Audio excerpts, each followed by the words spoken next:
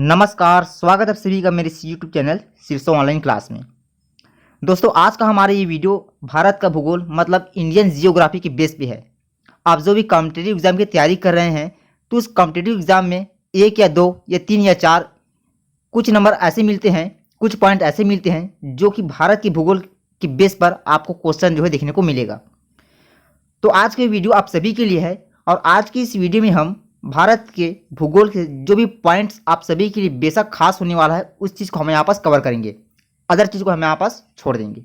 ठीक है, चलिए बढ़ते हैं यहाँ पास और सभी पॉइंट्स को आज हम मैप के साथ बिल्कुल डिटेल के साथ यहाँ पर स्टडी करेंगे। ठीक है, तो सबसे पहले हम जान लेते हैं भूगोल की परिभाषा। ठीक है, इसकी डिफिनेशन क्या होती है। देखिए, यदि मैं आपको सरल शब्दों में कहूँ कि जहाँ मानव के रहने का स्थान है वही हमारा क्या होगा, भूगोल कहलाएगा। क्योंकि भाई देखिए, यहाँ पास मानव जहाँ रहेगा वही क्या करेगा, उसकी भूगोल की परिभाषा को डिफाइन कर सकता है। बगैर मानव की परिभाषा डिफाइन हो ही नहीं सकता है। ठीक, तो सिंपल भाषा में कह सकते हैं इसको कि जहाँ मानव के रहने का स्थान है वही हमारा क्या हो जाएगा, ठीक है, भूगोल कहलाएगा। क्लियर है यहाँ तक। अब इसको हम दूसरे शब्दों में कह सकते हैं कि जहाँ आकाशीय पिंड, भूतरातल, वनस्पति फल, जीव जंतु और महासागर का सूक्ष्म तरीके से अध्ययन किया जाए वही क्या कहलाएगा, हमारा भूगोल कहलाएगा। ठीक, आई एम श्योर आप सब इस बात से अब कंफर्म हो गए, कोई दोहराने वाली बात नहीं है। अब देखते हैं, इसमें बढ़ते हैं आगे। अब सबसे पहले हम जो है इंडियन जियोग्राफी में इंटर करने से पहले हम जान लेते हैं कि पृथ्वी की स्थिति क्या है। ठीक, पृथ्वी के बारे में जान लेते हैं। कौन सी स्थिति के बारे में हमको जानना है कि भाई हमारा जो पृथ्वी है वो ग्रहों की श्रेणी में किस नंबर पे आता है, आकार में कौन से नंबर पे आता है। ठीक, कौन सी रेखा उसको दो भाग में डिवाइड कर रही है, बांट रही है, पृथ्वी का झुकाव जो है कितने अंश पे है, इन सभी चीज़ को हम यहाँ पास जानना जरूरी है। ठीक, स्टार्टिंग कुछ पॉइंट हमको यही मिलेंगे यहाँ पास। तो चले जान लेते हैं यहाँ पास पहला पॉइंट जो हमको जानना जरूरी है वह ये है यहाँ पास कि पृथ्वी आकार में 5वां सबसे बड़ा ग्रह माना गया है। ठीक, किसने पूछा गया है, आकार में, और यह जो अपने अक्ष पर 23 सही 1/2 अंश का 23 सही 1/2 अंश ये झुका हुआ है। इसी को जो है हम 23 सही 23 डिग्री ना 30 मिनट कर सकते हैं। ठीक, इस अंश पे ये झुका हुआ है। श्योर है यहाँ तक। अब ये भी हमको यहाँ पास ध्यान में रखना है कि हमारा जो पृथ्वी है एकमात्र सौर परिवार का एकमात्र ऐसा ग्रह है जहां पर जीवन संभव है, अदर किसी ग्रह पर यह जीवन संभव नहीं है। इसमें जो है उपग्रह की बात की जाए तो उपग्रह हमारा आएगा इसमें चंद्रमा। ठीक है, ध्यान में ये रखना है हमको कि चंद्रमा कोई ग्रह नहीं होता बल्कि एक उपग्रह है, और उपग्रह किसका है, ये पृथ्वी का है। क्लियर है यहाँ तक। अब देखते हैं यहाँ पर थोड़ा सा फिगर यहाँ पर दिया हुआ है, इसमें हमको थोड़ा सा और अच्छे समझ में आएगा। सपोज दैट ये पृथ्वी हो गया। ठीक, ये मान के चलिए यहाँ पास ये पृथ्वी हो गई। यदि मैं पृथ्वी को 2 भाग में डिवाइड कर दूं तो एक हमारा बनता है नॉर्थ का पोल, दूसरा बनता है हमारा साउथ का पोल। तो हमारा जो भारत की लोकेशन है वो यहाँ पास है। ठीक, यहाँ पास हमारे भारत की लोकेशन है यहाँ पास। क्लियर। फिलहाल हम इसके बारे में बाद में बात करेंगे, अभी सिर्फ यहाँ पास पृथ्वी के स्थानीय मान के बारे में यहाँ पास पता कर, इसकी भौगोलिक स्थिति के बारे में यहाँ पास जानते हैं। ठीक है ना। यहाँ पास अब देखिए, यहाँ पास मैंने आपको क्या बताया कि ये पृथ्वी हो गया जिसको मैंने 2 भाग में डिवाइड कर दिया, तो यही हमारा क्या होता है 0 डिग्री पर विषुवत रेखा, या इसी को हम क्या बोलते हैं भूमध्य रेखा भी कहते हैं। ठीक है, और विषुवत रेखा का जस्ट एक और लाइन ऊपर में एक और लाइन गुजरा होता है जिसको हम बोलते हैं कर्क रेखा, इसके नीचे में होता है मकर रेखा। कल वो क्वेश्चन में आपको ये ऐसा पूछ सकते हैं कि कर्क रेखा भारत के किस एंगल से गुजरा हुआ, तो हमको बताना है कि भारत ये बीचों बीच से गुजरा हुआ है। मकर रेखा ये ऑस्ट्रेलिया के बीचों बीच से गुजरा हुआ है। और विषुवत रेखा की बात की जाए तो हमको बताना है कि विषुवत रेखा ये पृथ्वी को 2 भागों में डिवाइड कर रहा है। ठीक है, अब देखेंगे यहाँ पास मान के चलिए मैं पृथ्वी को इस प्रकार एक बार फिर आपको समझा रहा हूँ। ये 2 भाग में डिवाइड करने पर एक हमारा क्या होता है नॉर्थ पोल बनता है, एक हमारा साउथ पोल बनता है। तो ध्यान में रखेंगे, एक हमारा उत्तरी गोलार्ध हो गया और ये हमारा नीचे का दक्षिणी गोलार्ध हो जाता है। तो दक्षिणी गोलार्ध में क्या होता है 81% जल पा जाता है, जबकि उत्तरी गोलार्ध में 71% जल पा जाता है। तो इसी कारण की इसी की वजह से इसको जो है दक्षिणी गोलार्ध को है ना, दक्षिणी गोलार्ध को जो है जली गोलार्ध के नाम से भी जाना जाता है। कंफर्म है यहाँ तक। अब बढ़ते हैं आगे। अब यहाँ पास पृथ्वी से सूर्य की दूरी पूछा जाए तो हमको बताना है कि इसकी दूरी जो है 146.6 मिलियन किलोमीटर में है। ठीक, कल क्वेश्चन में आपसे ये भी पूछ सकता है कि पृथ्वी जो है ये अपने अक्ष पर सूर्य की परिक्रमा किस डायरेक्शन में घूम रही है, या मतलब किस डायरेक्शन में ये कंप्लीट कर रहा है, किस डायरेक्शन में घूम रहा है। तो बताना है हमको कि पृथ्वी जो है सूर्य की परिक्रमा पश्चिम से पूर्व की ओर और कितने घंटे किलोमीटर तो बताना है यहाँ पास 1610 किलोमीटर प्रति घंटा की चाल से। और कंप्लीट का कितने समय करता है, तो 23 घंटे 56 मिनट और 4 सेकंड में ये पूरा करता है। सब पॉइंट को आपको स्टार के साथ कॉपी में नोट करते चले जाना है। मेरी बात समझ रहे हैं ना। अब देखते हैं आगे। अब यहाँ पास जो अगला पॉइंट हमको ध्यान में रखना है वह ये रहेगा यहाँ पास कि पृथ्वी में दो प्रकार की गतियां होती है, लेकिन कौन कौन सी गतियां होती है। पहली गति की बात करते हैं। पहली गति हमारा आता है घूर्णन गति, जिसको हम रोटेशन कहते हैं। इसी गति की वजह से क्या होता है, पृथ्वी में दिन और रात संपादित होते हैं। ठीक, ये तो हमको कंफर्म है कि हमारी जो पृथ्वी है जब सूर्य की परिक्रमा करता है तो वो पश्चिम से पूर्व दिशा में वो क्या करता है, रोटेट करता है। ठीक है, इसी वजह से क्या होता है, दिन व रात होती है यहाँ पास। इसके बारे में आपको पूरा कंफर्म होना जरूरी है। सपोज दैट ये क्या हो गया, हमारा सूर्य हो गया, तो पृथ्वी जो है यहाँ पास है, इस प्रकार से क्या है, ये घूम रहा है यहाँ पास, इसी प्रकार से क्या है, रोटेट हो रहा है। इसी वजह से क्या है, दिन व रात होते हैं। जब देखेंगे यहाँ पास इस वाले पोर्ट्स में क्या है, सूर्य का प्रकाश पड़ रहा है, तो इधर क्या होगा, अभी दिन होगा यहाँ पास, इधर क्या हो जाएगा, दिन। लेकिन ये जो पीछे का पार्ट यहाँ पास दिया हुआ है, पीछे का पार्ट, यहाँ तो अंधेरा हुआ क्योंकि प्रकाश इधर पड़ नहीं रहा है। ठीक है ना। तो मान के चलिए कि अभी इंडिया में भी क्या है, दिन है, तो वहाँ पास अमेरिका में क्या होगा, अभी रात होगा। इसको आपको बिल्कुल समझना है, बिल्कुल कॉमन सेंस बात ये।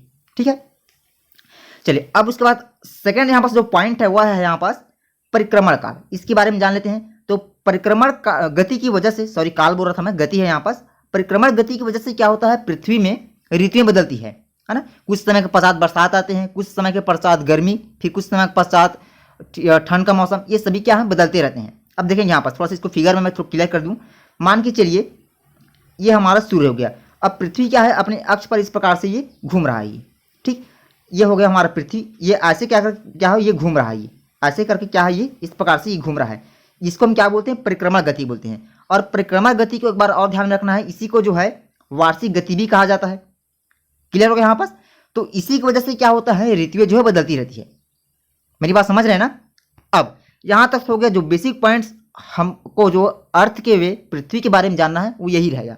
ठीक, इतना हम डीप में भी नहीं जाएंगे।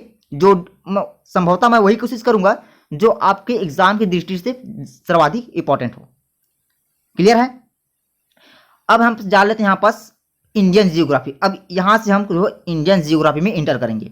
ठीक है, अब देखें यहाँ पास थोड़ा सा मैप में आपको थोड़ा सा क्लियर कर देता हूं मैं, एक सेकेंड।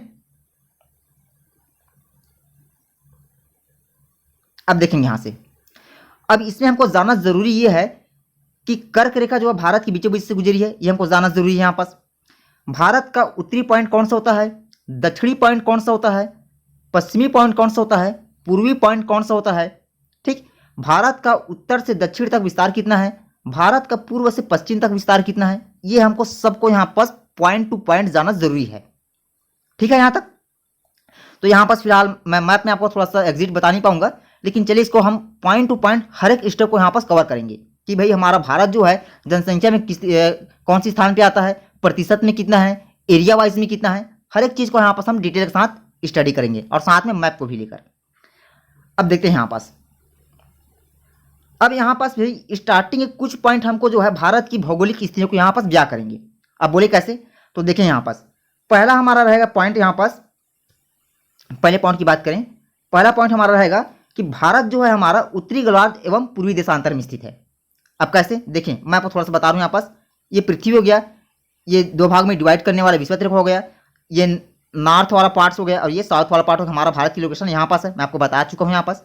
ठीक है, तो कह सकते हैं कि भाई हमारा जो भारत है वह उत्तरी गोलार्ध व पूर्वी देशांतर में है। यहाँ तक आपको क्लियर होना ही चाहिए। ठीक है ना। अब नेक्स्ट जो पॉइंट हुआ है यहाँ पास कि भारत की आकृति कैसा है, तो हमको बताना है कि भारत की आकृति है वह है चतुष्कोणीय। अब कैसे, अब यहाँ पास देखेंगे ये हमारा पहला कोण हो गया, दूसरा कोण हो गया, ये तीसरा कोण हो गया, ये चौथा कोण हो गया। तो सिंपल सी बात है कि हमारे भारत की आकृति कैसा है, चतुष्कोणीय होगा। ठीक है, अब यहाँ पास हमको जानना ये जरूरी है कि अक्षांशीय रेखा कौन सी होती है, ठीक है, और देशांतरी रेखा कौन सी होती है, काल्पनिक रेखाएं क्या होती है, इन सब चीज़ को हम यहाँ पास डिटेल से फिर पढ़े जानेंगे यहाँ पास। अब देखते हैं यहाँ पास पहले हम बात कर लेते हैं अक्षांशीय रेखाएं। तो अक्षांशीय रेखाएं वह होती है, जैसे मान के चलिए ये क्या हो गया, हमारा एक कर्क रेखा हो गया। ठीक है, सिंपल सी बात है, मैं आपको बता चुका हूँ यहाँ पास जो कर्क रेखा था वही भारत के बीचों बीच से गुजरा है ये।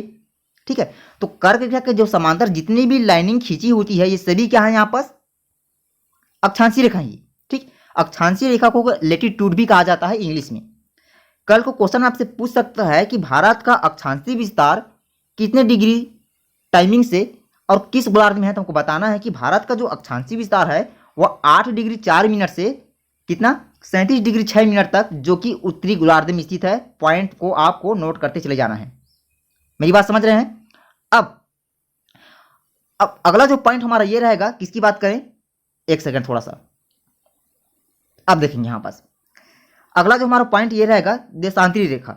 अब देशांतरी का क्या होता है, तो मैंने आपको बताया था कि यदि हम पृथ्वी को 2 भाग में बांटे तो हमारा एक बनता है नॉर्थ वाला पोल, दूसरा बनता है साउथ वाला पोल। ठीक है, तो जो नॉर्थ पोल और साउथ पोल को मिलाने वाली रेखा होती है, एक सेकेंड, ये मान के चलिए पृथ्वी हो गया, ये हमारा नॉर्थ पोल हो गया और ये हमारा साउथ का पोल हो गया। तो नॉर्थ पोल और साउथ पोल को मिलाने वाली जो रेखा होती है, ठीक, इसी को हम जो है भारतीय मानक समय रेखा भी कहते हैं। ठीक, तो ये हमारा क्या हो जाता है, देशांतरी रेखा कहलाता है। अब देशांतरी रेखा के समान जितने भी यहाँ पर सभी रेखाएं हैं, सभी जो है देशांतरी रेखा ही कहलाएगी इसमें। ठीक है ना, यहां तक आपको समझना जरूरी है। अब क्वेश्चन हमसे पूछ सकता है कि इसका विस्तार किसका है, किसका, देशांतरी का। भारत का देशांतरी विस्तार कितना है, तो हमको बताना है कि भाई इसका जो विस्तार होता है वह है 68 डिग्री 7 मिनट से 97 डिग्री 25 मिनट, जो कि पूर्वी देशांतर में स्थित है। आई एम श्योर आप सभी को इसके बारे में कंफर्म हो गया होगा। ठीक है, अब अगला जो पॉइंट हमारा रहेगा भारत पे वह ये रहेगा कि भारत का उत्तर से दक्षिण तक विस्तार कितना है। ठीक है, उत्तर से दक्षिण तक का विस्तार कितना है, तो हमको बताना है 3214 किलोमीटर में। ठीक, कल वो क्वेश्चन आपसे पूछ भी सकता है कि पूर्व से पश्चिम तक का विस्तार कितना रहेगा, तो हमको बताना है 2933 किलोमीटर। सब पॉइंट को आपको नोट करते चले जाना है। वीडियो देखिए, जरूरी नहीं कि वीडियो काफी जल्दी हो जाए या फिर ज्यादा समय में ले ले, ठीक है, लेकिन आपको वीडियो को 1 से 2 बार इसको अधिक से अधिक देखना है। जितनी बार हम देखेंगे उतना ही हमारा रिवीजन होता चला जाएगा, अभ्यास होगा, प्रैक्टिस होगा। ठीक है ना। अब यहां पर जानते हैं भारत का उत्तरी बिंदु, अगला पॉइंट की बात कर रहे हैं इसमें। भारत का उत्तरी बिंदु जम्मू कश्मीर किले में है, जिसको हम इंदिरा कॉल के नाम से जानते हैं। अब देखते हैं यहाँ पास मैप में, देखें यहाँ पास ये रहा हमारे भारत। अब हमारा जो भारत का उत्तरी पॉइंट है वही हमारा ये है जम्मू कश्मीर। जम्मू कश्मीर के जो लेह वाला क्षेत्र होता है, लेह जिला है, ठीक, जिसको हम उत्तरी पॉइंट की बात करें तो वह है हमारा इंदिरा कॉल। इसको ध्यान में रखेंगे, पॉइंट को इंदिरा कॉल के नाम से इसको जाना जाता है। ठीक है ना। अगला जो है यहाँ पर नेक्स्ट पॉइंट है वह है भारत का दक्षिण पॉइंट। भारत का दक्षिण पॉइंट जिसको जो इंदिरा पॉइंट के नाम से जाना जाता है। अब ये कहाँ है, तो तमिलनाडु जो है भारत का निचला वाला दक्षिण प्रांत वाला एरिया है। ठीक है, क्वेश्चन हमको पूछ सकता है कि भाई इंदिरा पॉइंट कहाँ है, तो हमको बताना है तमिलनाडु नहीं लगाएंगे ना, गलत हो जाएगा। निकोबार द्वीप समूह है, इसको पॉइंट में नोट करेंगे। अब देखिए मैं थोड़ा सा इमेज में आपको दिखा रहा हूँ यहाँ पास। ये रहा भारत की बात करें तो हमारा ये है हमारा तमिलनाडु। तो जो इंदिरा पॉइंट्स है वो यह यहाँ पास भारत किसमें, निकोबार द्वीप समूह में। ठीक, यहाँ पास निकोबार द्वीप समूह की ये लोकेशन है। ठीक है, ये यहाँ पास है। अब इसी को जो है देखेंगे यहाँ पास इंदिरा पॉइंट्स या फिर पार्सन्स पॉइंट्स या फिर पिग्मिलियन पॉइंट्स के नाम से जाना जाता है। नाम को भी आप point two point step by step note करते चले जाएंगे कॉपी में। ठीक है, अब बात कर लेते हैं यहाँ पास भारत की पूर्वी पॉइंट के बारे में। तो भारत का जो पूर्वी पॉइंट्स होता है वो है हमारा अरुणाचल प्रदेश। ठीक, अरुणाचल प्रदेश की राजधानी क्या है, तो ईटानगर है। तो जो वहाँ पास पूर्वी पॉइंट है उसको जो है वालांगू या फिर किबुतु के नाम से जाना जाता है। ठीक, ध्यान रखेंगे, वालांगू या फिर किबुतु के नाम से इसको जाना जाता है, भारत का पूर्वी पॉइंट। नेक्स्ट पॉइंट की बात करते हैं, पॉइंट नंबर 9 से पूछा जाएगा क्वेश्चन में कि भारत का पश्चिमी पॉइंट्स कहाँ है, तो हमको बताना है वहाँ पास गुजरात का कच्छ जिला। ठीक, गुजरात का कच्छ जिला जो है जिसको गौरव मोदा के नाम से जाना जाता है, भारत का पश्चिमी पॉइंट। श्योर है यहाँ तक आपको सभी को। चलिए, ये तो हो गया कुछ बेसिक पॉइंट्स। अब यहाँ पास देखते हैं क्वेश्चन नंबर पॉइंट्स नंबर 10 से। पॉइंट्स नंबर 10 से हमको यहाँ पास बता रहा है कि भारत का पूरे विश्व में जनसंख्या में कौन सी स्थान पर आ रहा है, ये कौन सी स्थान पर बता रहा है, ये दूसरे स्थान पर है ना। दूसरे स्थान पर हमारा भारत आता है, किसमें, पॉपुलेशन की बात करें तब। तो पहले स्थान पर क्या आ गया, तो पहले स्थान पर हमारा आता है चीन आता है। पहले स्थान पर क्या आता है, चीन आता है पॉपुलेशन में, जनसंख्या में। ठीक, कल क्वेश्चन हमसे पूछ सकता है, बहुत घुमावदार तरीके से पूछे जाते हैं क्वेश्चन। तो हर चीज को हमको जब तक उस चीज का टॉपिक का बैकग्राउंड हमको पता नहीं होगा उस चीज को हम आसानी से समझ नहीं पाएंगे। ठीक है ना। चलिए, अब इस बात जानते हैं यहाँ पास, ये तो हो गया फिलहाल पॉपुलेशन की बात। अब जानते हैं यहाँ पास क्षेत्रफल, मतलब एरिया में, एरिया वाइज में हमारा जो भारत है कौन से स्थान पर आता है, तो हमारा जो भारत है वो 7वें नंबर पर आता है। ठीक है, यहाँ तक 7वें नंबर पर हमारा आता है भारत किसमें, क्षेत्रफल के दायरे में। ठीक है यहाँ तक। अब पॉइंट नंबर अगला है यहाँ पास कि हमारा जो भारत है और जो भारत के बीचों बीच से कर्क रेखा गुजरा हुआ है वो किस किस राज्य को टच कर रहा है, स्पर्श कर रहा है। ठीक, अब स्पर्श नहीं कर सकते, सीधा गुजरा हुआ ऐसा हमको बताना है यहाँ पास। तो पहला जो राज्य है वो हमारा है गुजरात, सेकंड की बात करें राजस्थान, मध्य प्रदेश, छत्तीसगढ़, पश्चिम बंगाल, झारखंड, मिजोरम और त्रिपुरा। टोटल जो है ये 8 राज्यों से गुजरा हुआ है कर्क रेखा भारत के। ठीक है यहाँ तक। इसको आपको कॉपी में नोट करते चले जाना है। अच्छा, इसके लिए थोड़ा छोटा सा ट्रिक है, मैं ट्रिक नहीं कहूँगा क्योंकि ट्रिक जो है मैंने ही बनाया है यहाँ पास, नॉर्मल सा है। इसको याद में रखेंगे, थोड़ा सा आपको अटपटा लगेगा। कैसे अटपटा लगेगा देखिए यहाँ पास बता रहा हूँ मैं। इसको हम ऐसे याद कर सकते हैं, कैसे, हमको लिखना है यहाँ पास गरम छाप झा, ये हो गया मित्र। ग से हमको रिलेट करना है गुजरात को, राजस्थान, मध्य प्रदेश, फिर उसके बाद यहाँ पास ले लेंगे छत्तीसगढ़, पश्चिम बंगाल, फिर झारखंड, फिर मिजोरम, उसके बाद ये त्रिपुरा। टोटल 8 राज्य हो गया। ठीक, इस प्रकार से आप इसको थोड़ा सा याद कर सकते हैं। ठीक है, आपको थोड़ा सा अटपटा लगेगा कैसा ये ट्रिक ऐसा करके, लेकिन याद रखने के लिए हमको जैसा भी बने उस रास्ते को हमको अपनाना पड़ेगा। ठीक है, हथखंडा तो मोड़ लेना ही पड़ेगा यहाँ से। अब बात करते हैं यहाँ पास पॉइंट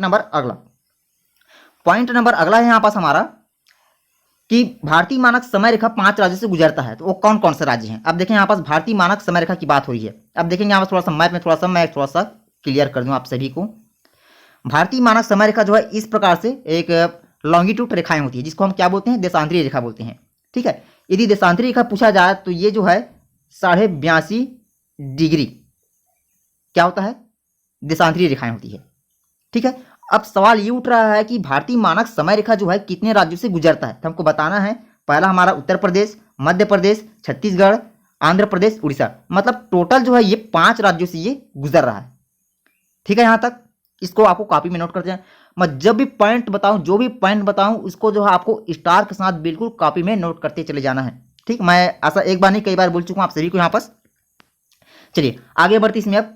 अच्छा, एक सेकंड, इसमें थोड़ा सा और बता दूं मैं। देखिए यहाँ पर यदि हम पूरे भारत की बात करें तो भारत में जितने भी राज्य हैं, राज्य का सीएम कौन है, राज्य की राजधानी क्या है, और राज्य का लोकसभा सीट, राज्यसभा सीट, विधानसभा सीट, सबको हमको जानना यहाँ पर जरूरी है। तभी हम किसी भी एग्जाम को आसानी से क्रैक कर सकेंगे। ठीक है, मैं बताया आपको कि किसी भी टॉपिक के लिए जरूरी है कि हमें उसका पूरा जो है बैकग्राउंड पता होना चाहिए। ठीक है, जैसे मैं थोड़ा सा आपको बता देता हूँ। उत्तर प्रदेश बात करें, इसकी राजधानी क्या है, तो लखनऊ है। ठीक, सीएम क्या है वहाँ पास, तो आदित्य योगीनाथ। मध्य प्रदेश की बात करें तो मध्य प्रदेश की राजधानी है भोपाल। मध्य प्रदेश का सीएम कौन है, शिवराज सिंह चौहान। छत्तीसगढ़ की बात करें तो राजधानी है रायपुर। सीएम कौन है यहाँ पास, तो भूपेश बघेल। आंध्र प्रदेश की राजधानी क्या है, जल्दी से बताएंगे अपना, हैदराबाद। उड़ीसा की राजधानी क्या है यहाँ पास, तो भुवनेश्वर। जितने भी यहाँ पर सीएम हैं, राजधानी है, विधानसभा सीटें हैं, लोकसभा सीटें हैं, राज्यसभा सीटें हैं। ठीक है, खैर मैंने इसके लिए एक अलग से वीडियो आपके लिए बना दूंगी यहाँ पास। फिलहाल हम इसी बारे में आज बात करेंगे, सिर्फ भारतीय भूगोल के बारे में। ठीक, उतना भी डीप में यहाँ पास नहीं जाएंगे। अगला जो हमारा पॉइंट्स बनेगा वहां पास ये रहेगा भारत के बेस पे कि हमारा जो भारत है, ठीक, कुल क्षेत्रफल की बात करें तो क्षेत्रफल में यह जो है 32,87,263 वर्ग किलोमीटर ये कवर करता है। कौन, भारत। ठीक है यहाँ तक। यदि पूछा जाएगा कि भारत का पूरे विश्व में जनसंख्या में स्थान कौन सा है, तो मैंने आपको बताया था कि जनसंख्या में यह आता है हमारे दूसरे नंबर पर। पहले नंबर पर चीन आता है, दूसरे नंबर पर हमारा भारत आता है। प्रतिशत में पूछा जाता है, हमको बताना है कि भाई ये प्रतिशत में 17.5% ये कवर करता है। किसकी बात कर रहे हैं अभी, जनसंख्या में प्रतिशत के बेस पे। भाई जो प्रतिशत लेंगे तो किसमें निकालेंगे हम, 100% में स्टोर करेंगे यहाँ से। तो 100 में हमारा जो भारत है वो सिर्फ 17.5% ये कवर कर रहा है जनसंख्या के बेस पे। ठीक है यहाँ तक। अब उसके बाद नेक्स्ट पॉइंट, भारत पूरे विश्व में एरिया में 7वें स्थान पर आता है। एरिया वाइज की बात हो रही है अभी, एरिया वाइज की। ठीक है, तो एरिया में यह जो है कितने प्रतिशत कवर कर रहा है, तो 2.42%। कभी कभी एग्जाम में हमको ऐसा भी देखने को मिलता है 2.4 ऐसा मिलता है। खैर ये दोनों यहाँ पास बिल्कुल सेम है, आप किसी को भी यहाँ पास लगा सकते हैं। ठीक है यहाँ तक।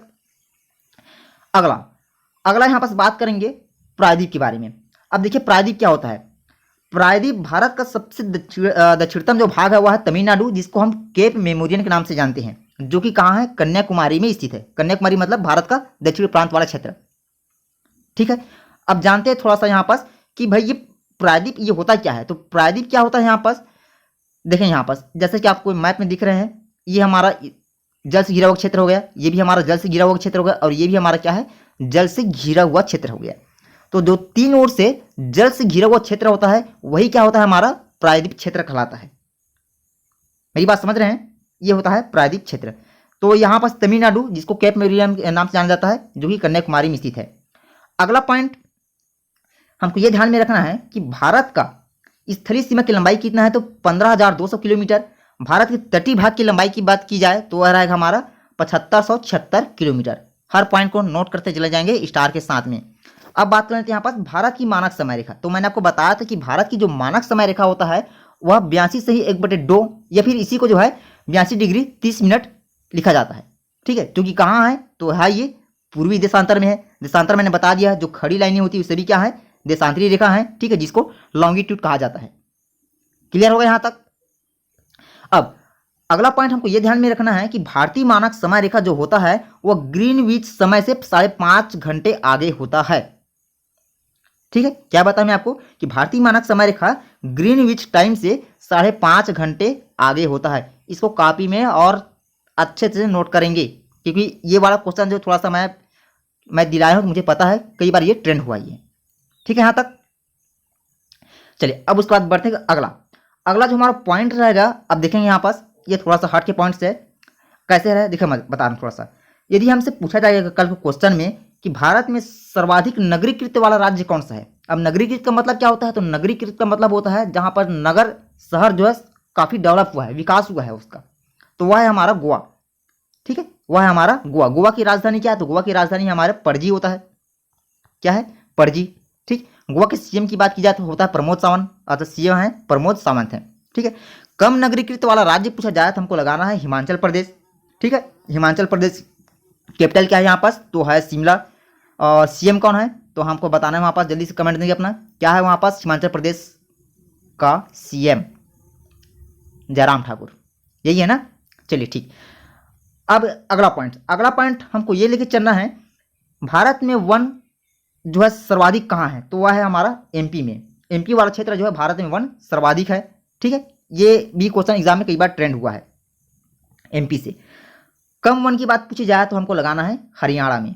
ठीक है, नेक्स्ट पॉइंट, भारत में सर्वाधिक वर्षा वाला क्षेत्र कहाँ है, तो है ये माचिनराम मेघालय में। क्लियर हो गया यहाँ पास, मेघालय का। ठीक है, जो मासीनराम है, मासीनराम, तो मासीराम पूछ सकता है कि मासीराम किसका पार्ट है, तो हमको बताना है, तो भाई ये मेघालय का ही पार्ट है। ठीक, वर्षा की लेयर की बात पूछी जाए तो वर्षा का जो लेयर है वहां पास होता है 200 सेंटीमीटर। क्लियर हो गया यहाँ तक। नेक्स्ट पॉइंट, अगला पॉइंट हमारा रहेगा कम वर्षा वाले क्षेत्र में। तो कम वर्षा वाला जो क्षेत्र होता है वह है जम्मू कश्मीर का लेह। यदि वर्षा की लेह की बात पूछी जाए तो ये आता है यहाँ पास 20 से 40 सेंटीमीटर के दायरे में। ठीक है, नेक्स्ट पॉइंट, अगला पॉइंट हमको ये ध्यान में रखना है, कल को क्वेश्चन में पूछ भी सकता है कि भारत का, अब पूछा भी नहीं, कई बार पूछा भी गया है ये। ठीक, कल की बात नहीं करें, कई बार ये पूछ भी चुका है। ठीक है, अरावली पर्वत जो है भारत की सबसे प्राचीनतम पर्वत श्रेणी के अंतर्गत गिना जाता है। प्राचीनतम का मतलब होता है सबसे पुराना। ठीक, इसको ध्यान में रखेंगे। अरावली पर्वत जो कि जिसका विस्तार की बात करें हम, इसका विस्तार जो है दिल्ली से राजस्थान तक पूरा फैला हुआ है। ठीक है ना। और ये भी पूछ सकते हैं कि नवीन पर्वत कौन है, तो हमको लगाना है यहाँ पास हिमालय की बात कर रहे हैं। ये हमको यहाँ पास नोटिस करके चलना है, हर एक पॉइंट को नोट करते चले जाएंगे स्टार के साथ। अब अगला हमारा पॉइंट्स यहाँ पास रहेगा, बात हुई हमारी भारत की राष्ट्रीय सीमाएं एवं पड़ोसी राज्य कौन कौन से हैं। ठीक है, चलिए हर एक चीज को यहाँ पास नोटिस करते चले जाएंगे, स्टडी करेंगे। पहला पॉइंट से हमारा रहेगा यहाँ पास भारत की, यदि हम तटीय सीमा की बात करें, जैसा कि मैंने आपको बताया था भी, तटीय सीमा है यहाँ पास 7516 किलोमीटर, जो कि 9 राज्य और 7 केंद्र शासित प्रदेशों क्या करता है, स्पर्श कर रहा है। ठीक है, नेक्स्ट पॉइंट रहेगा भारत की 7 पड़ोसी देश जो कि भारत की सीमा को स्पर्श करते हैं, मतलब भारत की जो बॉर्डर को क्या कर रहे हैं, टच कर रहे हैं। और कौन कौन से हैं, तो पहला हमारा पाकिस्तान, चीन हो गया, नेपाल हो गया, म्यांमार हो गया, बांग्लादेश, भूटान और अफगानिस्तान। श्योर यहां तक। नेक्स्ट पॉइंट, अब यहां पास अगला पॉइंट, भारत की सबसे लंबी अंतर्राष्ट्रीय सीमा बांग्लादेश के साथ लगी हुई है। कल क्वेश्चन में पूछेगा कि भारत की सर्वाधिक अंतर्राष्ट्रीय सीमा वाला पूछेगा ना, अंतर्राष्ट्रीय सीमा वाला, तो हमको लगाना है बांग्लादेश, ये है। ठीक है, बांग्लादेश की राजधानी क्या है, तो ढाका है। और कम पूछा जाएगा, कम अंतर्राष्ट्रीय सीमा कौन बनाता है, तो हमको लगाना है अफगानिस्तान। ठीक है, अफगानिस्तान की राजधानी क्या है? काबुल। ठीक से बताएंगे यहाँ पास, काबुल होता है, और पाकिस्तान का इस्लामाबाद।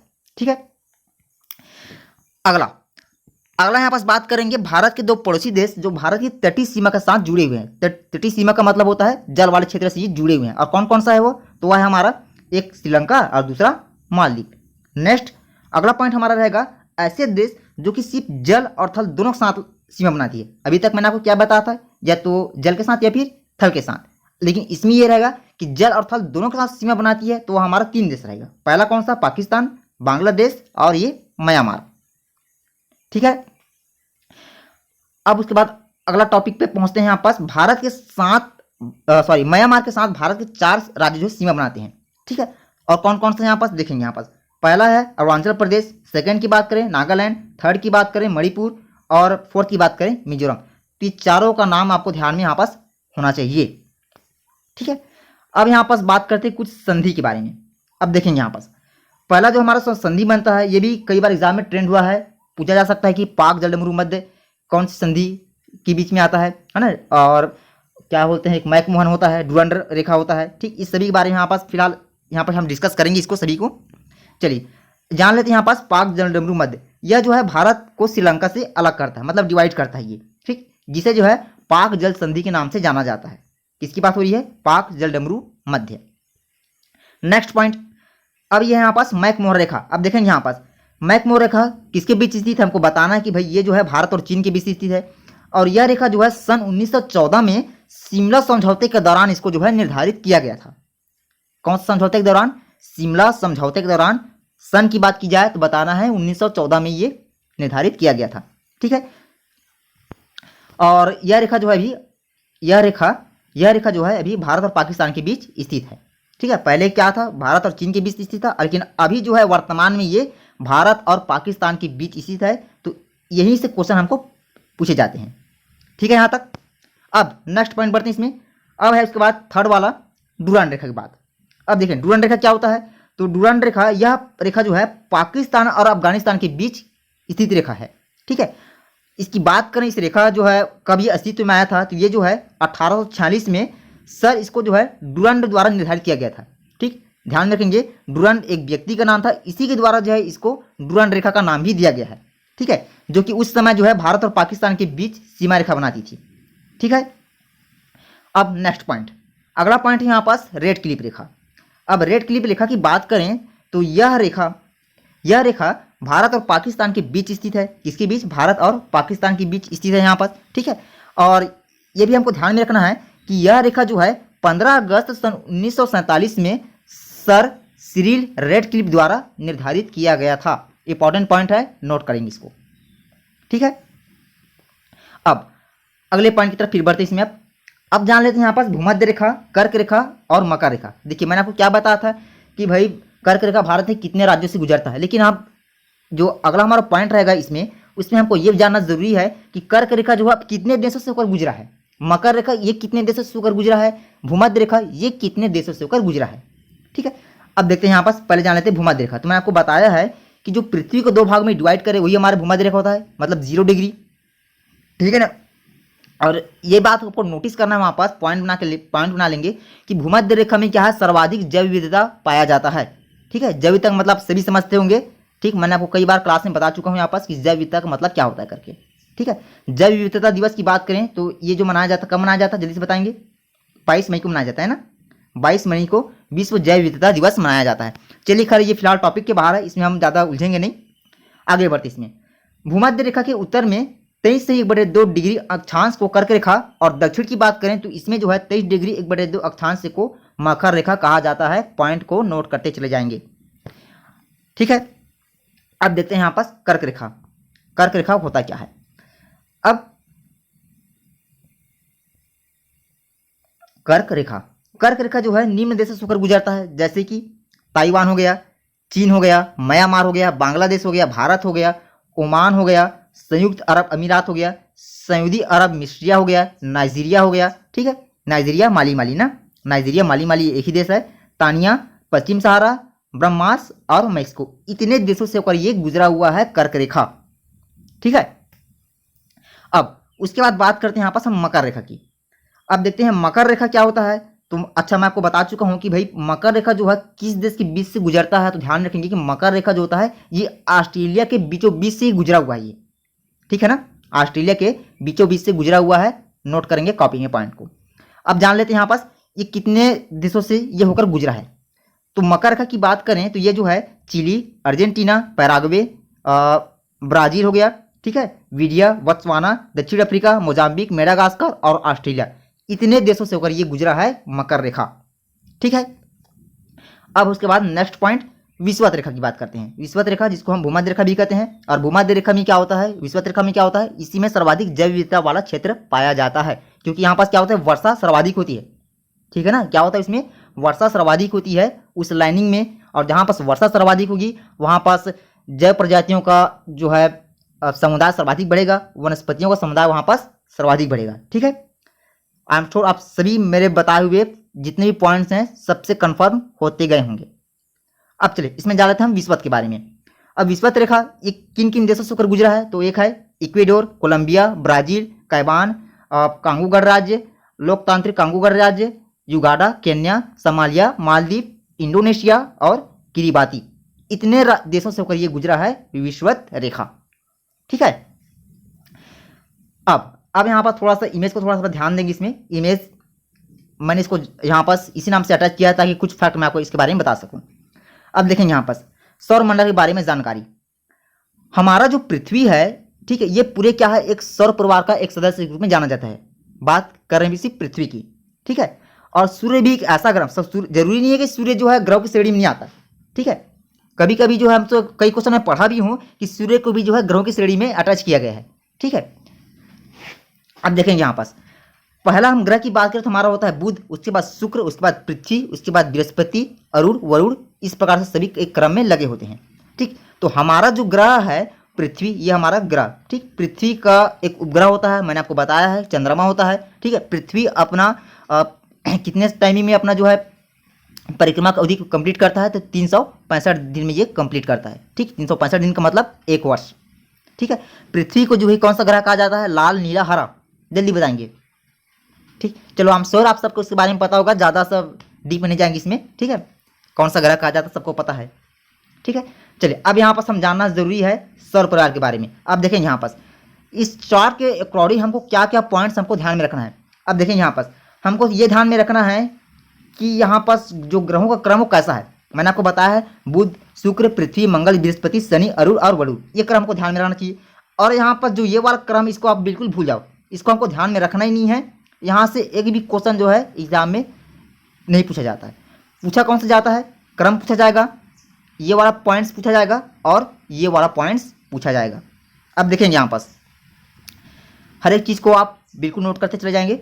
अब जानते हैं यहाँ पास कल क्वेश्चन हमसे पूछ सकता है कि बुध का कोई ग्रह उपग्रह होता है या नहीं होता है, शुक्र का कोई उपग्रह होता है या नहीं होता है। तो हमको बताना है कि न तो बुध का उपग्रह होता है और न ही शुक्र का उपग्रह होता है। इसका देखिए कोई भी यहाँ पास उपग्रह नहीं होता है, ठीक है। पृथ्वी का उपग्रह होता है, हमको पता है कौन सा होता है, तो होता है चंद्रमा। सभी का यहाँ पास नाम याद नहीं रखेंगे। मंगल कितना उपग्रह होता है, तो 2 होता है। बृहस्पति का कितना होता है, 79 होता है। बृहस्पति का शनि कितना होता है यहाँ पास, तो होता है 62। अरुण कितना होता है, तो 27। और वरुण कितना होता है, तो 13, ठीक है। और यहाँ पास जो सूर्य के चक्कर लगाने के दौरान जो टाइम बीतता है उसको भी आपको यहाँ पास ध्यान में रखना है। अब देखेंगे यहाँ पास बुध की बात करें तो यह जो 88 दिन में 88 दिन में अपनी परिक्रमा ये कंप्लीट करता है। शुक्र 224 दिन में, पृथ्वी सबको पता है 365 दिन में, ठीक है। और मंगल 687 दिन में। अब यहाँ से क्या है, बृहस्पति से यहाँ से अब ये वर्ष में पूरा हो गई, ठीक है। अब बृहस्पति की बात करें तो 11, ठीक है। शनि की बात करें तो 29 वर्ष। अरुण की बात करें 84 वर्ष। और वरुण की बात करें तो 164 वर्ष कंप्लीट करता है ये सूर्य की परिक्रमा, ठीक है। तो आई एम श्योर आप सभी को वीडियो अच्छा लगा होगा तो प्लीज़ चैनल को लाइक, सब्सक्राइब एंड शेयर जरूर करेंगे, ठीक है। यदि सब्सक्राइब नहीं करते हैं तो कोई बात नहीं, अपने प्यार भरे कमेंट्स जो मुझे कमेंट सेक्शन में ज़रूर देंगे, क्योंकि जितने भी बच्चे मुझे कमेंट्स करते हैं सबका कमेंट्स मैं पढ़ता हूँ, मुझे बहुत अच्छा लगता है आप सभी का कमेंट्स पढ़ने में, ठीक है। चैनल को सब्सक्राइब जरूर करेंगे। शीर्षों ऑनलाइन क्लास हर पल हर समय आप सभी के लिए तत्पर। शीर्षों ऑनलाइन क्लास। ओके, जय हिंद, वंदे मातरम, वेलकम।